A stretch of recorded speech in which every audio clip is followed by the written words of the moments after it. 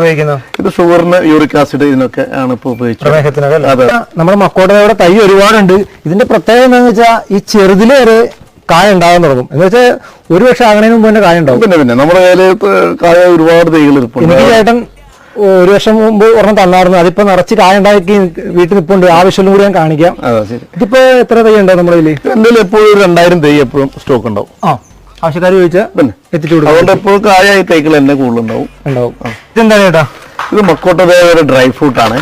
നമ്മൾ അതിന്റെ ഇപ്പൊ കണ്ടല്ലോ, നേരത്തെ കണ്ട ചുവന്ന ഫ്രൂട്ടിന്റെ ഉള്ളിലെ കുരു കളഞ്ഞ് അരിഞ്ഞ് ഡ്രയറിൽ ഉണക്കിയതിന് ശേഷം പാക്ക് ചെയ്തിട്ടുള്ള. ഇത് എന്തിനാ ഉപയോഗിക്കുന്നത്? ഇത് ഷുഗറിന് യൂറിക് ആസിഡ് ഇതിനൊക്കെ ആണ് ഇപ്പൊ ഉപയോഗിച്ചത്.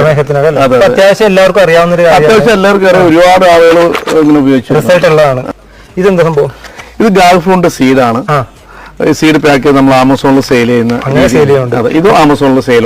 ആമസോണിൽ നോക്കിയാൽ നെറ്റി ഗാർഡൻസ് അല്ലേ? നെറ്റി ഗാർഡൻസ് സെർച്ച് ചെയ്താൽ ഇതെല്ലാം കിട്ടും കേട്ടോ.